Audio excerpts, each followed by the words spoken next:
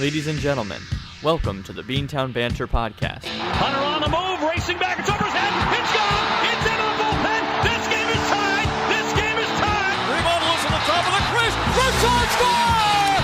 Bergeron! Driving forward, diving to the goal line! A touchdown! And a title! Anything's possible.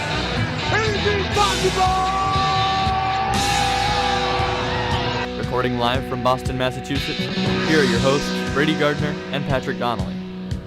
And welcome to episode 10 of the Beantown Banter podcast, the big 1-0 here. I am Brady Gardner, joined by Patrick Donnelly, coming out of the Thanksgiving break. Patrick, how was your break? It was good. Way to steal my big 1-0 there. The what? The big 1-0. Yeah, the big 1-0. Okay. It's a milestone. Yep. 100, here we come. I mean, 300, here we come. Oh my God.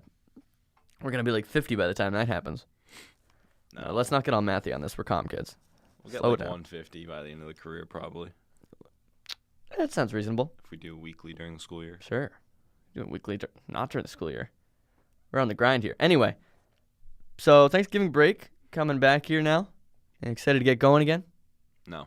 No? I really want to check out these next 2.5 weeks, but you can't. Yeah, wait. The biggest weeks of the year, or of the semester. Yep. But you got 2.5 weeks, and then you got a month-long break, so got that right around the corner. Got an extra 9 days on people, too. That's a good point. Anyway, this is a sports podcast, so we will skip the pleasantries and go into the New England Patriots first, who are coming off a 27-13 win over the New York Jets. A good response from their big 34-10 loss 2 weeks ago against the Titans. So it seems like they figured things out in the bye week and able to get a big win to turn things around against the Jets. Yeah, I mean, people are saying, oh, we'll see what the fully healthy offense outside of Dwayne Allen, but we don't really consider him part of the offense. He's not part of the offense. What a fully healthy offense can do when, like, everyone on the O-line was playing since against Kansas City, and then what the defense can really do. But come on, it's the Jets. Yeah. I mean, I think you couldn't have asked for a better matchup, really, coming out of the break, because the Jets always give you a little bit of some resistance. We saw that in the first half where they went tied into halftime. But then again, it's the Jets, and they're always going to find a way to lose it. Mm-hmm. So, Like on that third down call with the penalty. oh my God, talk about the penalties yesterday. Instead of 4th and 2, you give them 3 and 12. Well, on both sides, the Jets with some dumb penalties at dumb times, but the Patriots had like 10 penalties, it felt like. That's Oh, it was very at least 10. uncharacteristic. Yeah. It's In the first undisciplined. half. It's very unusual for a Patriots team to not have discipline like that, including multiple penalties on special teams by the one and only Danny Shelton. And multiple on holdings on offense from Trent Brown. Trent Brown Yeah. and someone else. But with David the Andrews had a couple, maybe. I don't know. Yeah, with the penalties. I mean, Michelle could have had 100 yards. 1,000 yards. Yeah, no. He could have had 100 yards in like the first half, but Yeah. half of them got called back. I know. Yep. I think it was a good bounce-back win, personally, from really both sides of the ball. I know it's the Jets' offense, so you can't really say much because they don't have many weapons going on there. But it did seem like a better road performance from the likes of Stephon Gilmore, Jason McCourty, some of those guys who have struggled on the road earlier this season. And it seemed like they were able to get some pressure on McCown, especially late, which is good. You don't seem like you agree. I don't agree with the fact that Gilmore hasn't played well on the road. Really? His only bad game of the year was Tennessee. Right. Where he got torched by Corey Davis. Wow. Anyway. Yeah, just looking at the splits here, I mean, Tennessee, other than that, he's been great aside from the Tennessee game. Yeah. All right. Well, maybe my point is incorrect. Probably. Well, like everyone else has been pretty bad on the road, though, Yeah. especially the McCourties. That's true. Devin McCourty has not been excellent this season. Jason McCourty's just been okay, Yeah, but they were better yesterday. but he's been picking it up. Right, which is good. And then on the offensive side, I think we saw certainly improvements in the run game. As you said, with Sony Michel getting things going there, you seemed like you had a thought there. No, Patriots offensive snaps. Rob Gronkowski missed one play. Yep. I want to know how many snaps he played. 69 snaps. 69 snaps. I have it up right here too. Yeah, he did that on Classic. purpose. He was like, oh, gotta miss this one play. Need some water. Need some water. But yeah, and that's another big point. Gronk making his return to the offense. What'd you think of that? I thought he looked good. he had the touchdown, and it kind of looked like they didn't really go to him much since. Mm-hmm. But, I mean, it's really all you want out of him, a touchdown here and there. Yeah. So it's not like he's going to be your target every single time, especially with Edelman and Gordon. Right. I think it was certainly nice to have him back just as a target for Brady, because it seemed like on that play where he got the 40-yard touchdown, something like that. Yeah.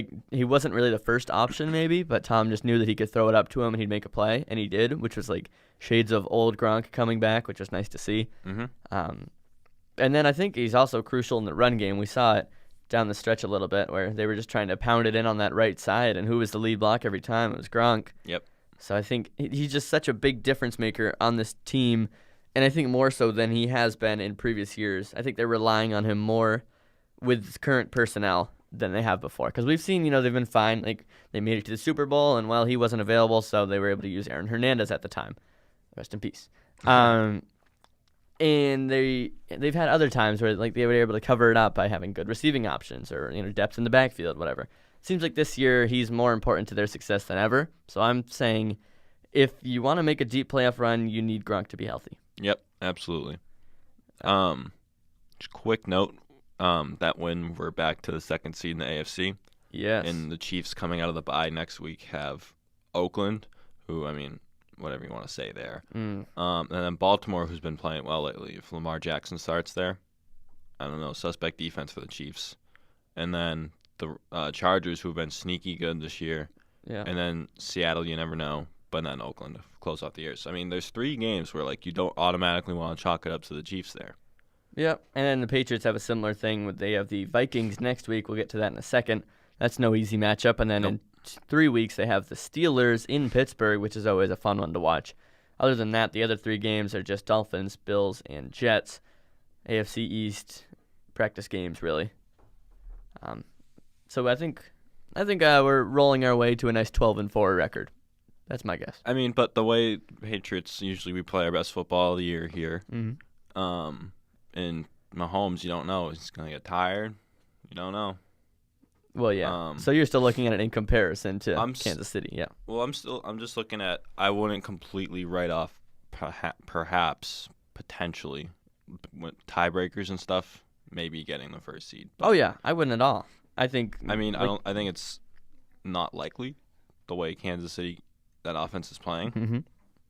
But you never know. Yeah, and I think they have a harder schedule than we do. Oh yeah. So, I think there is hope for Patriots fans to keep the AFC running through Gillette Stadium as it has for seemingly 2 decades. Mm-hmm. But yeah, only time will tell. But we have 5 weeks left in the regular season. This has flown by. Yeah.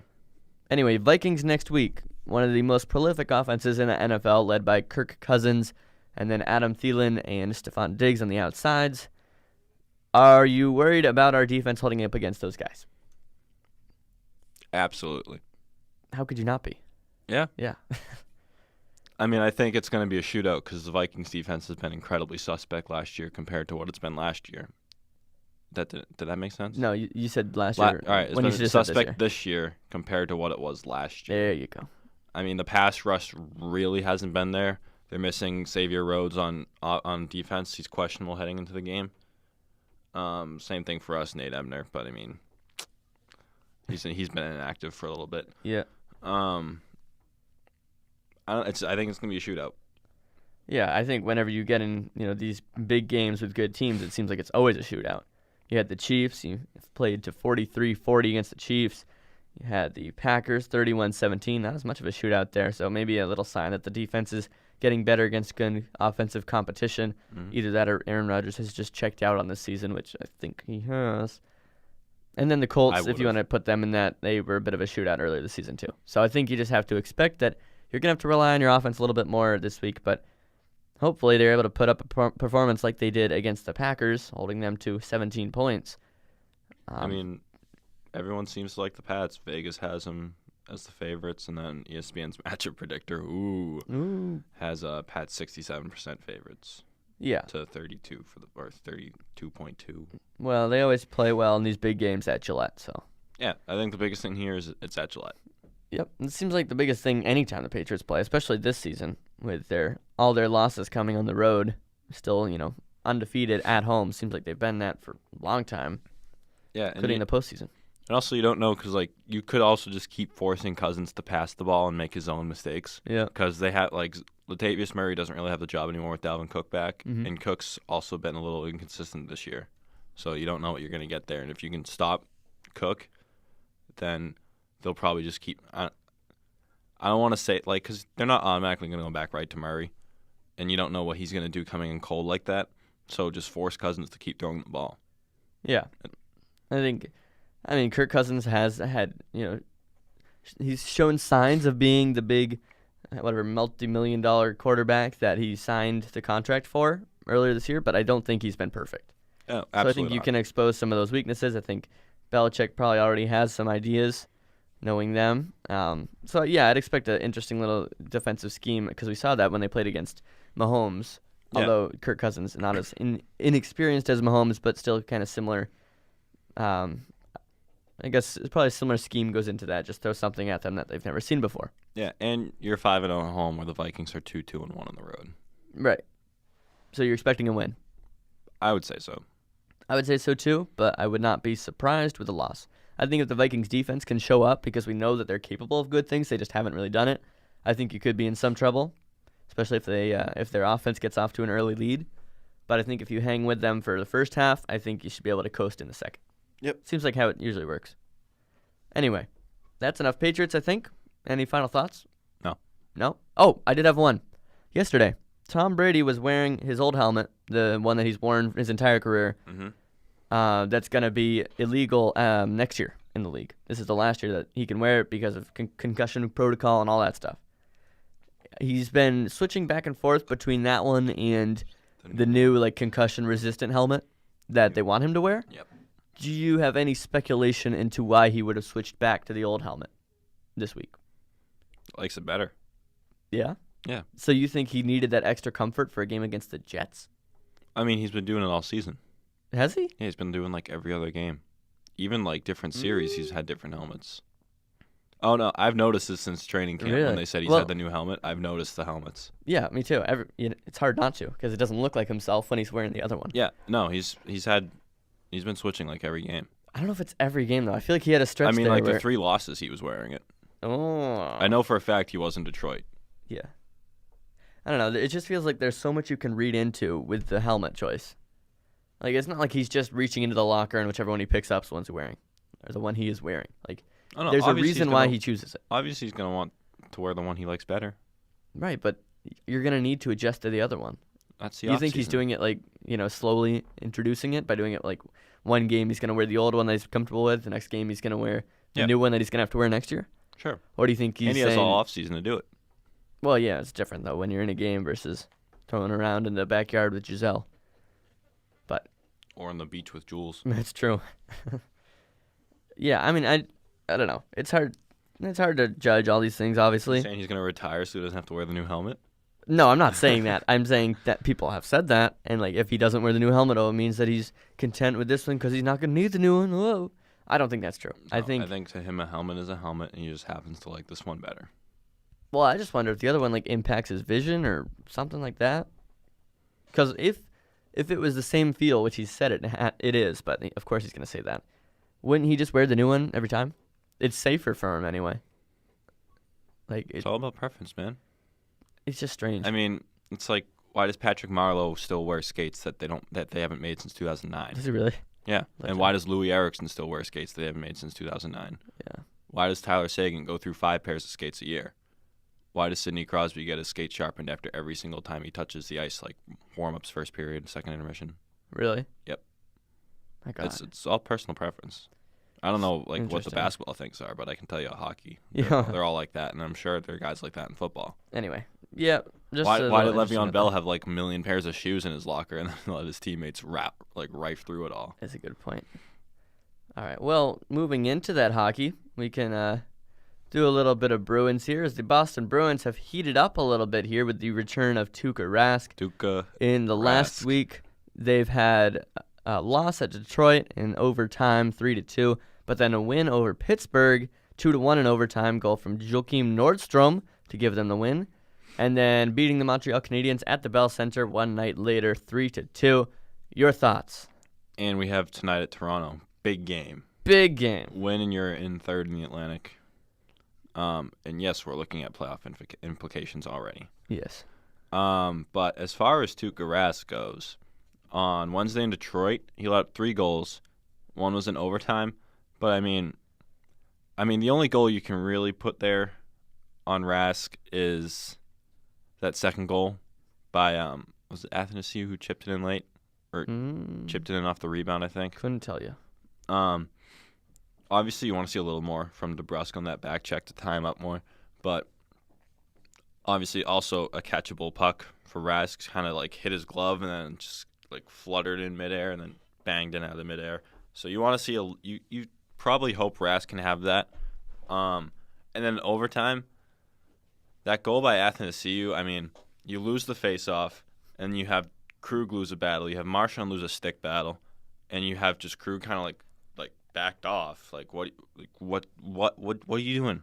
And you also have Marchand just can't get his stick on it at all. Yeah. And then Athanasiou finds himself with the puck on the stick, turns around and wheels a rocket past Rask. I mean, I put that more on Krug and Marchand for Of like. course you do.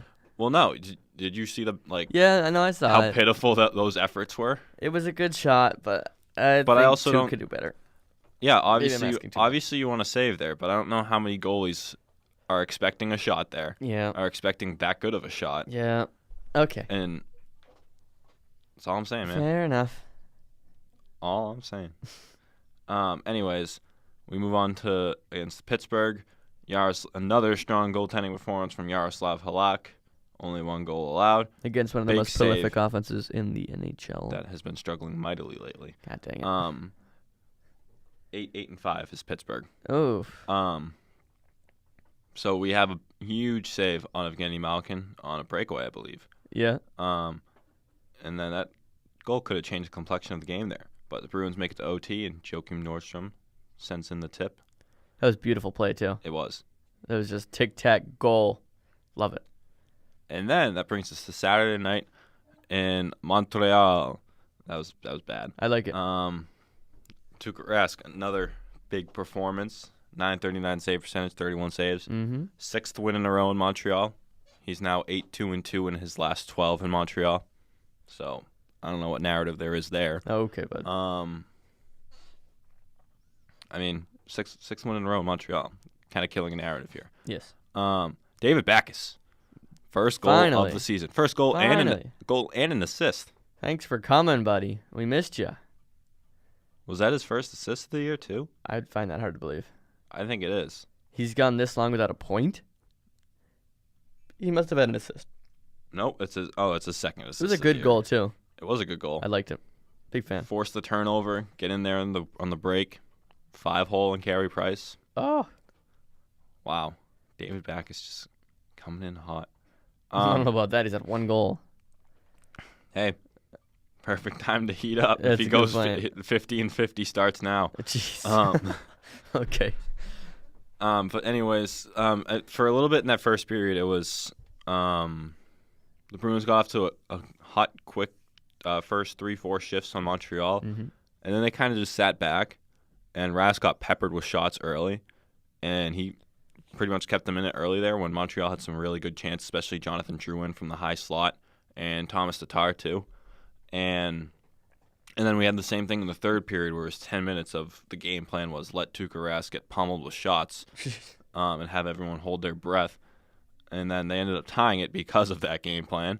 But John Moore, the hero late, gets his first as the Bruin on the power play. Yeah. It was John a nice Moore one. getting power play time here. Well, it was on the double minor, right? So I think everybody got some time on that power play. But Mhm. And good for him to be stepping into the offensive zone. I feel like that's not really one of his strong points normally, but taking a chance and getting the benefits of it with a nice shot to beat Price. But yeah, I think these last 2 games have been very encouraging because they've been against decent competition. Obviously, Montreal kind of a team that's overperforming for what they were expected, and then 100%. Pittsburgh a team that's underperforming, so they kind of level out a little bit there. But both good teams that are going to be in the playoff picture, or not in the playoff picture, but in the hunt at least later this year. So I think those are very good wins to pick up and to keep them to 2 and 1 goal there, in each game. Your goaltending basically what I'm trying to say. Your goaltending has been excellent these last few games, and it's not just one of them carrying the other. It's both of them. We saw Halak for a few games there when Rask had to do his little mental leave or whatever it was. Halak kind of picked up the slack and had some great games, but then he fell off a little bit when Rask came back, probably because of some fatigue. But now you're seeing both of them pretty much on fire here. I like what Cassie's doing here, platooning them every other here. Yeah, I think that's what you have to do. Until someone falls off and then someone goes, Right. and then that person falls off again, and this person comes back. Right. I mean, I think it's great. I mean, if Halak fan, Rask fan, whoever you are, you can't complain because this is part. I mean, if the Bruins are completely healthy and we were getting this goaltending, whoa. Whoa. Yeah. Also, speaking of health, Brad Marchand and David Pastrnak have 0 points since Patrice Bergeron got hurt. Oh, that's an interesting one. Zip. Well, who's centering that line? JFK? Yeah. Yeah, that's a drop off. No, I mean, but What? he's as closest to Bergeron as you can get on this team right now. On this team, yeah. That's a but drop off. as far as style of play goes, I guess. Fine, but you got it's not the you same. get your Patrice Bergeron light free in the App Store, yeah. as opposed to like $9.99. Okay. But I mean, but in that absence, we've had David Krejci and Jake DeBrusk really stepping up. Jake DeBrusk has been on fire. I think he now has 10 goals. I think he scored 6 goals in his last 5 or something like that. That seems ridiculous, but Nesson had the stat up. I'll pull him up real quick here. No, we're not going to let me click on Jake DeBrusk. Okay, thanks, ESPN. Call him But out. also, David Krejci has been on fire as well with the assist game. So Jake DeBrusk's now up to 10 goals, 2 assists, 12 points in the season. So far in November, 11 games played, 7 goals, 2 assists That's pretty good. for Jake DeBrusk. Yeah. And let's check out David Krejci here, who has been having a great season thus far. 2 goals, 17 assists, 19 points in the season. 11 games in November, 10 assists. Wow. Mr. Playmaker himself. Oh, we got to get the streak in here. That's right. Get the Snapchat streaks real quick. Get that artsy little pic there. Boom. Continue. Even nice. Sorry, my brother kind of handed the cough to everyone over break. Oh boy. So 23 games this year, Krejci has 19 points. In 13 wins, he has 13 points. In 10 losses, he has 6 points. So, I mean, it's not really he's been doing it when it's been blowout wins. He's been kind of doing it all across the board here. That's kind of really all I got. I mean, looking forward to Toronto here. I mean, I don't think they get Matthews back tonight. But he's on his way back soon. Oh, that'd be so nice if he was back tonight. Really? Yeah, because now you have an asterisk if you beat them. It's like, well, it's not the same because he wasn't there. Really? Yeah. I don't want Matthews back tonight. Well, because you want the win. I want the win. Yeah, I want the win too, but I just want the statement win. I don't just want the. I don't want the moral 3-point victory. win. The moral victory? You just want the points? I want the points because you're sitting at 4th in the Atlantic right now. You're But- still in a wild card okay. spot, and if you win tonight, then you're tied with Toronto for 3rd in the Atlantic. That's because Buffalo is sitting in 2nd, though. Someone needs to tell Buffalo that they're supposed to be bad. Do you really expect Buffalo has a fantastic roster. Okay, but they're like still a year off, or a couple. I don't know. I said they were a year off. I said they'd be making noise. I didn't think they'd be making this much noise. Yeah, I feel like they're gonna come back down to earth here. They've won like 8 in a row, haven't they? 9. Jeez, that's a Jack lot. Eichel only has 2 goals, but he's a million assists. Oh my gosh. Yeah, so Buffalo's sitting on 16 wins. It's the same as Toronto. And the Bruins with 13 wins. So it's a little bit of a drop off there, but we have more overtime losses, so that gives us more points. So yeah, you beat Toronto tonight. You pop up into 3rd in the Atlantic. I don't think you'd get 3rd just because of how tiebreakers are working. Oh, really? Toronto's 16 wins. We have 13. And we'd be tied with them on points. Yeah, but they would get the tiebreaker. Toronto would. Yes. Okay, so we would just be tied with them. We'd be tied for 3rd, but we wouldn't actually be outright 3rd. Yes. But it'd still be a big divisional win. Oh, nonetheless. yes. Nonetheless, it would. So, Yeah, they would get the tiebreaker. yeah, I think that's what we have to hope for there tonight. I mean, then- I think they can do it. Freddie Anderson is very suspect. Well, yeah, he had some weird play last week. I saw something. The Weird dump in deflection. from Yeah. Eric Carlson He's looking right the out in complete wrong front. way. Yep. That was funny. But yeah, tonight is the big matchup of the week, it seems, with the Maple Leafs. Then you have the Islanders at home, which are no fun to watch, with John Tavares now on the Maple Leafs. That'll be interesting to see him tonight, though. Islanders have been sneaky good tonight. Not tonight, but Yeah. have been sneaky so far this season, too. That's true. I'll give you that. And then on Saturday, they have the Red Wings, and Who then you they don't just play lost against to. Tuesday. Yeah. So, I mean, a couple teams to keep your eye on there, but I think the main focus goes to Toronto, as it should, for a big one tonight. I think what you just gotta keep doing what you're doing. Just tread water till you get Bergeron and Chara back. Well, yeah. Not necessarily tread water, but get those overtime losses, get those pity points. Yeah. If you're gonna lose, which they've been doing. Well, the defensive performances since we lost those guys have been impressive, really. Yeah, it's just now you can't score. True. When's the last time the Bruins put up more than 2 goals? Montreal. Colorado. Wednesday. Montreal wait. scored 3. God Detroit dang they it. scored 3. Sorry. Colorado they All scored right, 3. they haven't put up more than 3 since November 11th. Okay, let's go with that. I mean, the power play's still been performing. They're still third in the league on the power play. Dang, Torrey Krug. It's the Krug effect. He's a difference maker. I'll He give it to is. you. Yeah, you were more high on Krug than I was at the start of the season, but after seeing some of the plays he put together in the last couple games, It's not even just in the power turning play. It's like even strength offense. well, yeah, He's just such a catalyst. yeah. Oh, the thing is now with your roster depleted the way it is, you kind of need more, stronger defensemen than just catalysts. But they've you been fine. You should be getting McAvoy back, hopefully this week. I forgot when he used to play hockey. That was fun.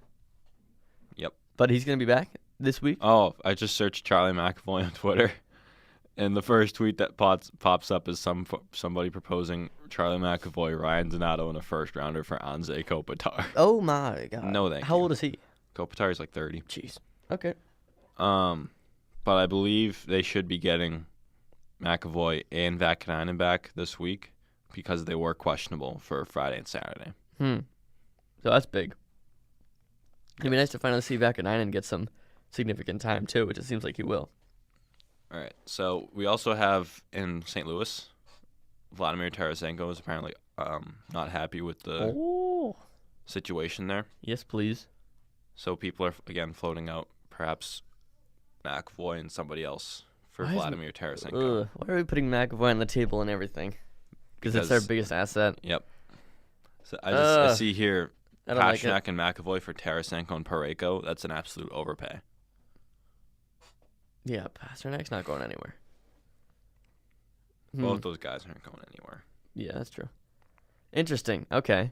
Well, obviously Tarasenko sounds nice, but the deal it would require is It's like the Panarin. It's little not too really much. worth it. right. All right. I mean, it is because I think Tarasenko's signed pretty long term. Huh.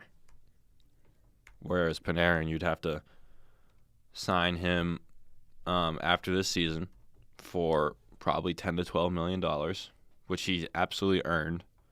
But do you really want to give up? I mean, can you really afford to pay Artemi Panarin? Like, no, you can't. Huh.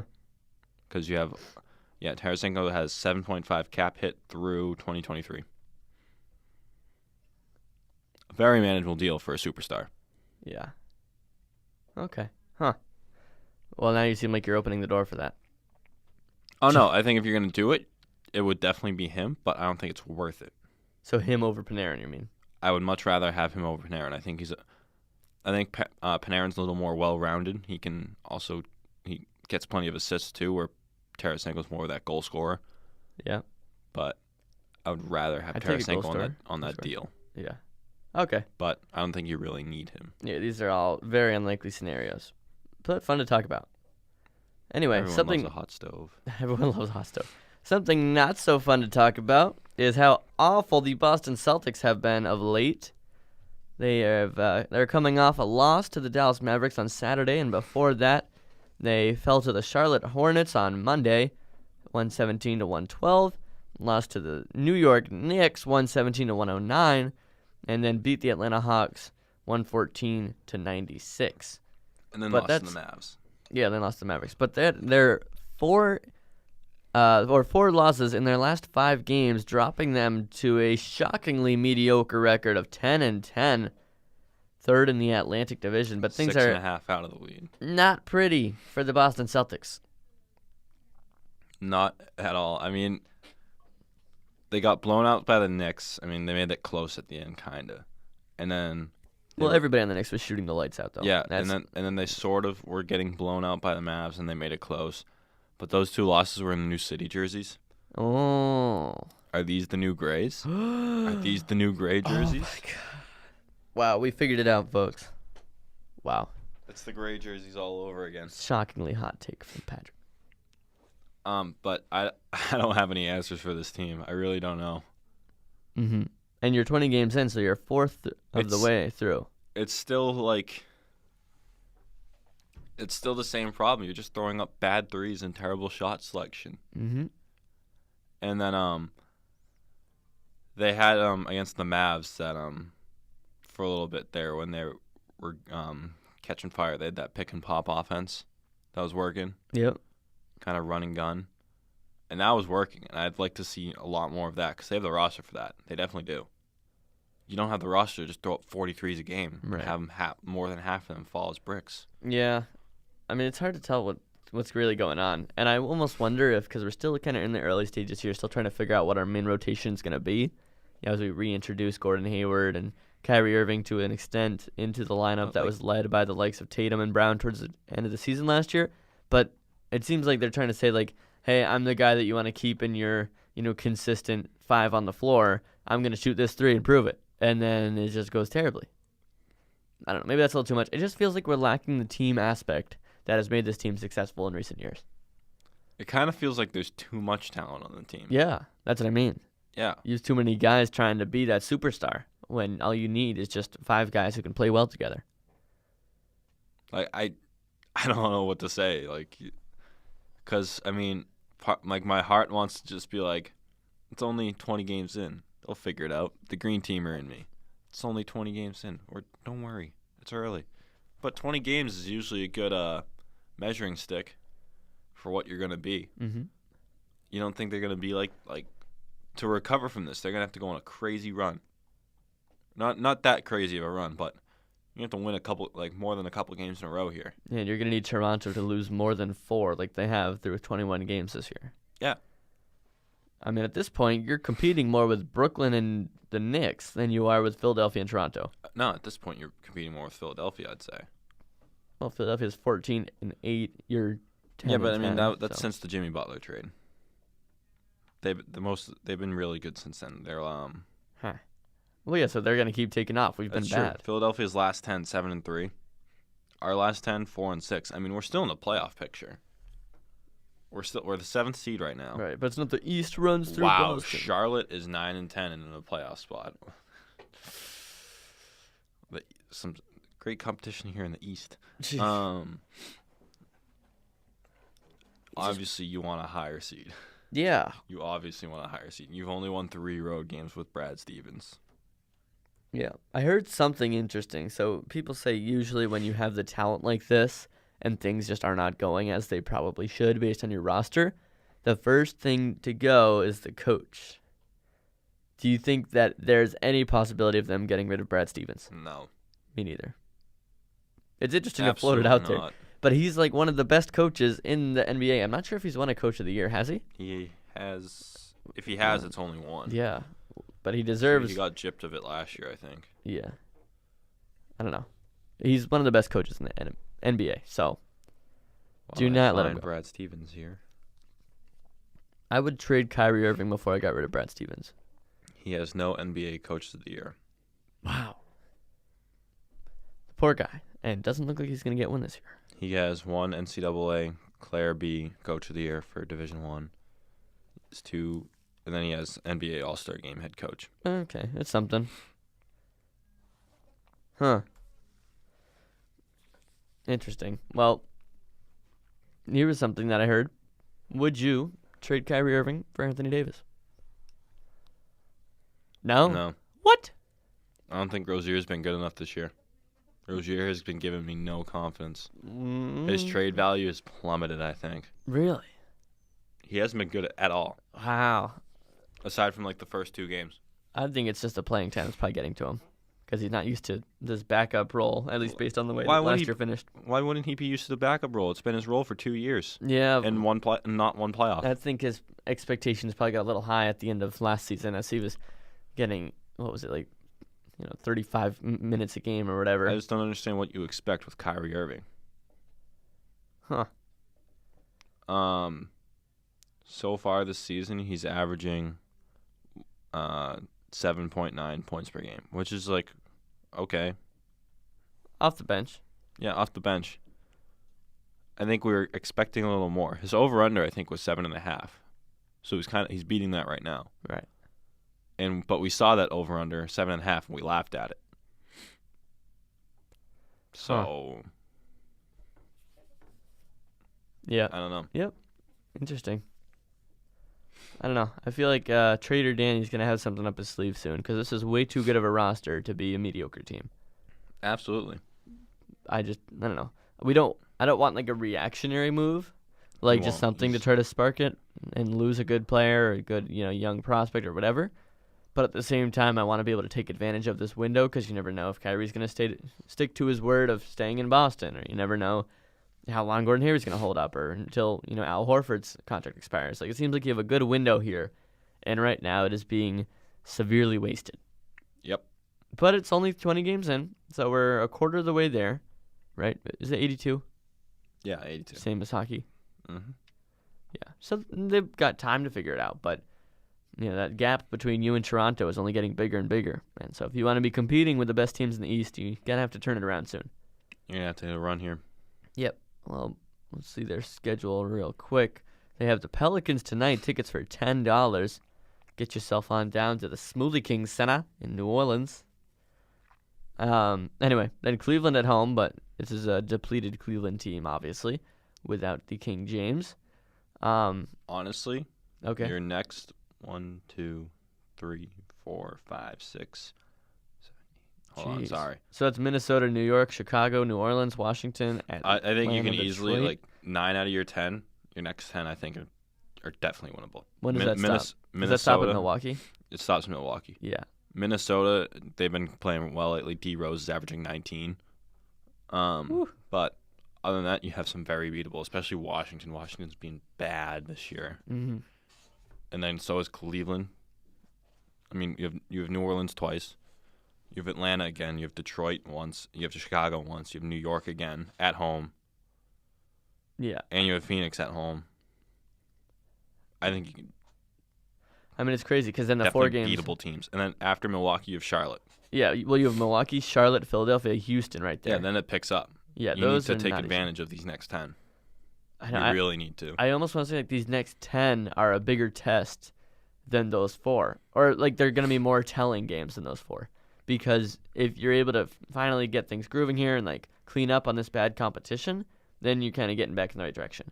But if you continue to struggle and lose to the likes of New York and whoever else, Dallas, this could get ugly. It's like, so you have these next 10 of winnable games, and then you have your next, 15 or so where some winnable games mixed in there, and other than that, you have some really good games. Yeah. So I think your next 25 can really make or break your season here. I agree.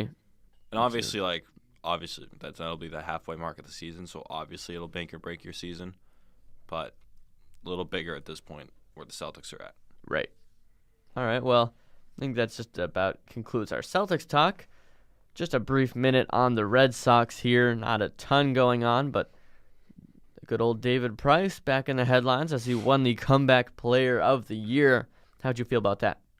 I had no issues with it, but then again, comeback player is like, oh, so you sucked. Yeah, well, it's either you sucked or you were injured, and he was the former. Yep, I don't have a problem with it. No? No, I mean, because he had Cy Young numbers from the All-Star break to playoffs. I would have given it to Evaldi. If you're going to give it to a Red Sox, give it to Evaldi. Was this Tommy John last year? Yeah. Oh, I didn't know. He came off Tommy John last year. He was lights out both in the bullpen and in the rotation, But playoffs, and regular season. Regular season, he had a rough August after his first 2 starts. Yeah.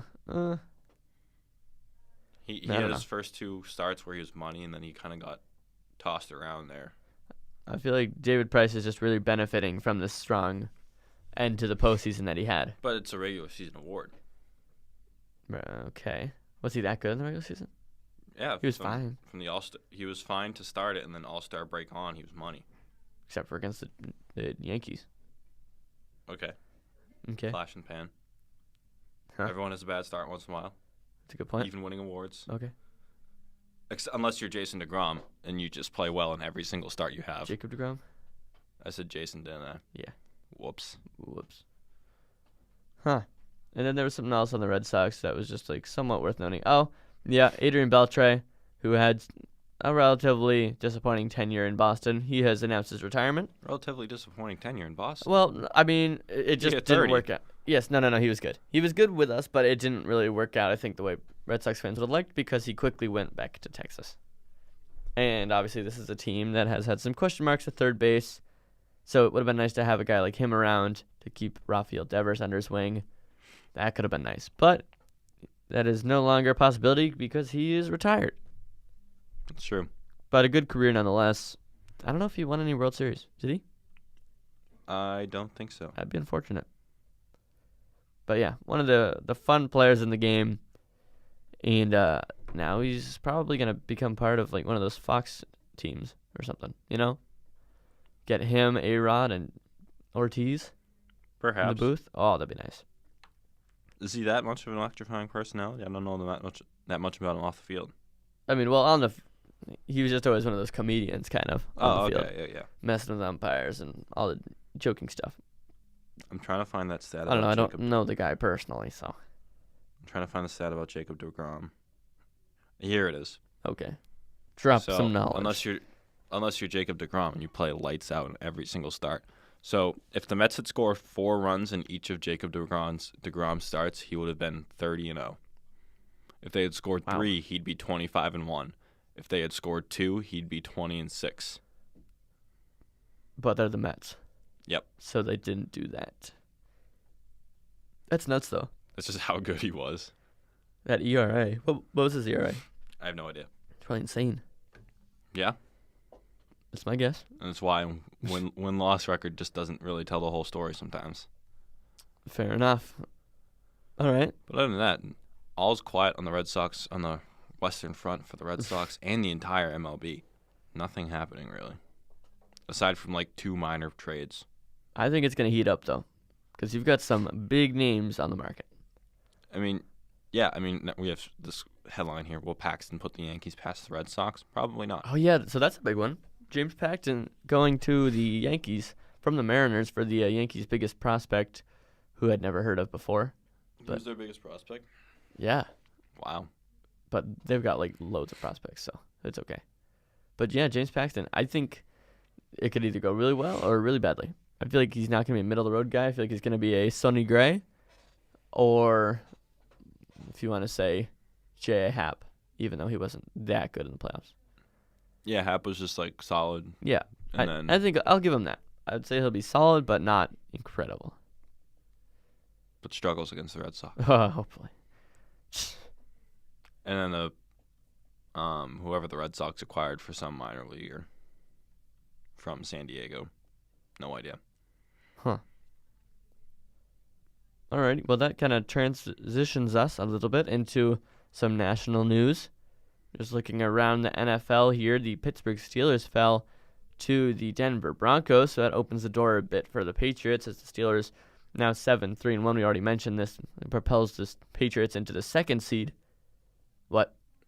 Then there's this art piece on ESPN, 30 potential blockbuster moves for each MLB team, and Boston Red Sox signed Josh Donaldson. Why? I don't know. No need. You have no need for Josh Donaldson. No, you don't. You don't. You got some. So there's this thing saying, yes, the Sox have Rafi Devers, but Donaldson is tempting. I'm not going to say you give up on Devers. He had 21 home runs at 21. He's in very good on defense, however, and his OBP was 298. He's a kid. And then maybe you slide him over to first base and keep Mitch Moreland around as a bench guy. No! No, you have 2 good first basemen. All right, never mind. Don't even disregard that. Just- Completely disregard that. Anyway, more news. Colts got another win, this time over the Miami Dolphins, who are certainly coming back down to earth after a hot start.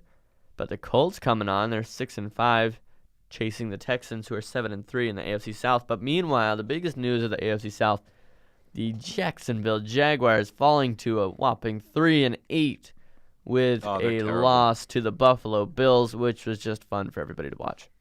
They're awful. Yeah. They're so bad.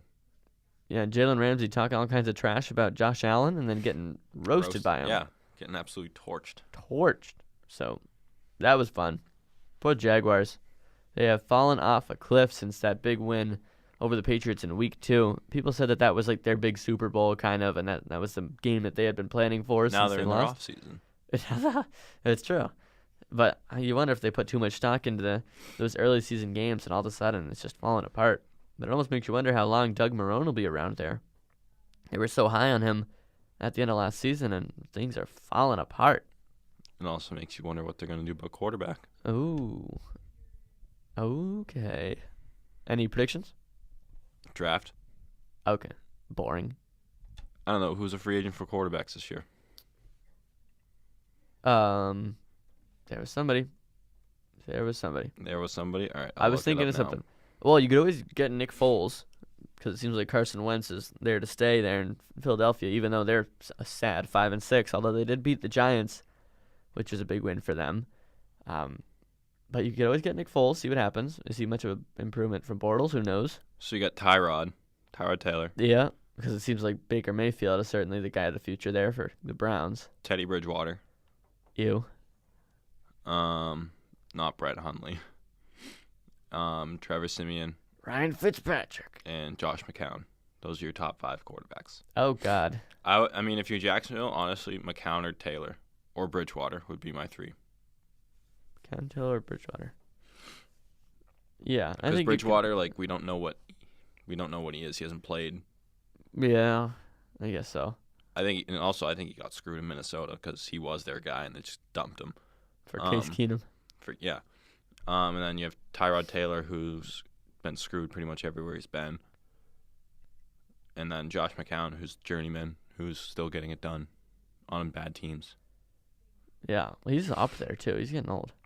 I feel like if you want to build your team around somebody, I think Tyrod Taylor's the way to go. Although they don't really need to build around him because they have good talent. But sometimes you see like Bortles has the most success when he gets his legs moving, and that would fit right into the Tyrod Taylor play style. So could be something to look at there. And I'm sure you could get a decent return if you're the Browns. You got some big free agent running backs coming up. David Johnson, Le'Veon Bell, Jay Ajayi, Tevin Coleman, Ty Montgomery. Huh. And then for wide receivers, OBJ, and then Cook signed his extension, so cross him off. And then Stephon Diggs, Golden Tate, Larry Fitz. Whoa. If Fitz doesn't retire. He's going to retire. Yep. I would take him here, though. I would too. Get him a ring. Come on, buddy. And also second-tier options, you have Randall Cobb, Kelvin Benjamin, the tight end, Devin Funchess, Martavis Bryant, Jermaine Kearse, Shar Matthews, Moncrief, Beasley, Lockett. Where are you seeing all this? Bleacher Report. Of course. From July, so I don't know who's signed extensions and hasn't yet. Yeah. But I do, right? Cook signed as soon as he landed in L.A.? Couldn't tell you. Gonna find that right now. But anyways, potential big names moving around this Right. offseason. Well, we can save all that talk for the spring because we will have plenty of time for it. One other little scoreline of note would be the Seahawks getting a win at the buzzer against the Carolina Panthers, which is very helpful for your New England Patriots. Why, you ask? Because the Seahawks are there battling for a wild card spot because they certainly are not going to surpass the LA Rams in the NFC West. So if the Seahawks are still in the hunt down the stretch, it gives them a little bit more of an incentive to try to beat the Kansas City Chiefs. It's true. Also, Cooks did sign for 5 years after the trade. 5 years. Wow. They like that guy. I like that guy. Yeah? I would have. He gets lit up every other game because he doesn't know where he's running. He Okay. just picks up the ball and hopes for the best. But he produces. I guess so. He's like Cordero Patterson. He just like gets going in one direction. I don't know. I'm still not sold on Brandon Cooks, but he's been decent. And Jared Goff is kind of mediocre, at least at this stage in his career. So, anyway. Oh, and of course the Patriots running away with the AFC East. No surprise there. They're 8-3. The nearest team, 5-6 Miami Dolphins. Then you got the 4-7 Bills, and then the 3-8 Jets. So yeah, AFC East is over, and it's the 18th season in a row that the New England Patriots have had a winning record or better. I think that's the entire Brady Belichick era. Yeah, I want to say. Mm-hmm. I mean, when was Pete Carroll around? You have to win one more game for 500 or better. What? You have to win one more game for a winning record. Nah, fam. You got 8 wins. You play 16 games. Yeah. So you said winning record or better. I thought it was 500 or better. No, you said winning record or better. I meant 500 or better. Whatever.